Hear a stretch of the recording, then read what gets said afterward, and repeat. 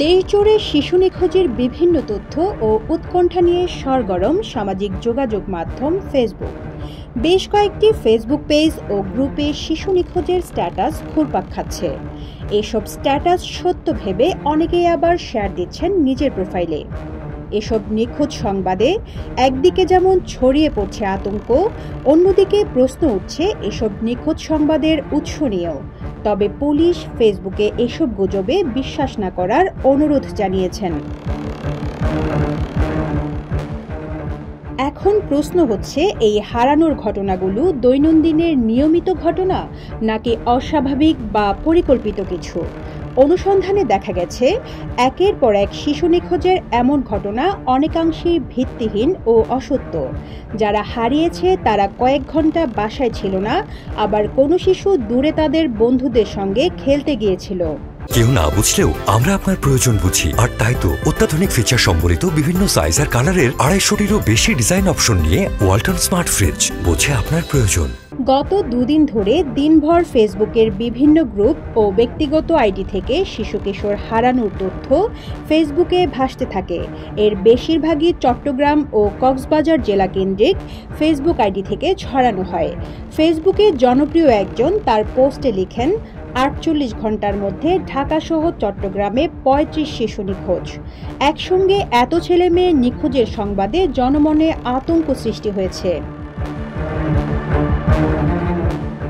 3,41,000 follower NTRC এর শিক্ষক নিবন্ধন প্রস্তুতি পেজে এক পোস্টে লেখা হয়েছে, ব্রেকিং নিউজ, 48 ঘন্টার মধ্যে ঢাকাসহ চট্টগ্রামে 35টি বাচ্চা নিখোঁজ, সতর্ক থাকুন।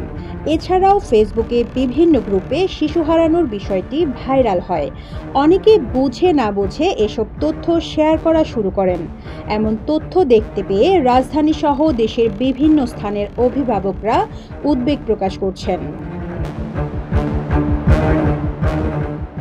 দিনব্যাপী এসব পোস্টগুলোর স্ক্রিনশট থেকে দেখা যায়, কিছু পোস্টে কেবল মাদ্রাসা ছাত্র নিখোঁজ হচ্ছে, আবার কিছু পোস্টে মুসলিম ছাত্র। কোথাও মেয়েদের কথা বলা হয়েছে, কোথাও স্থান বদলে ঢাকা চট্টগ্রামের সঙ্গে অন্যান্য জেলার নামও জুড়ে দেওয়া হয়েছে।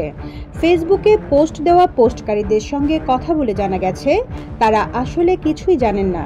কে নিখোঁজ হলো, কখন ফিরে আসলো, কিছুই বলতে পারেন না তারা। তবে পোস্টগুলো ক্রমান্বয়ে ভাইরাল হচ্ছে।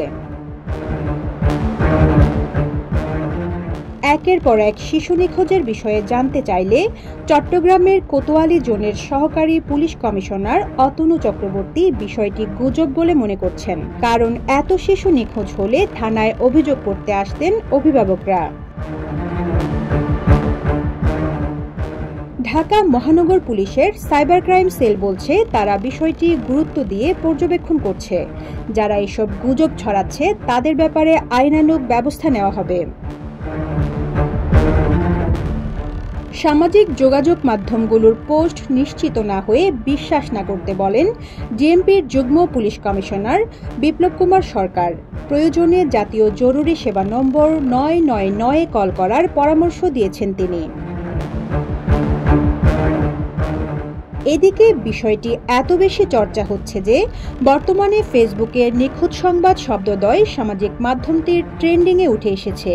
ফ্যাক্ট চেক বিষয়ক সম্পাদক কদরউদ্দিন শিশির জানাচ্ছেন, আলোচ্য শিশু কিশোর হারানো বিজ্ঞপ্তি সংক্রান্ত পোস্ট নিউজ ফিডে বেশি বেশি দেখার পেছনে ফেসবুকের অ্যালগরিদমের ভূমিকা থাকার সম্ভাবনা রয়েছে। রিজওয়ানা রিন্তি, ইত্তেফাক।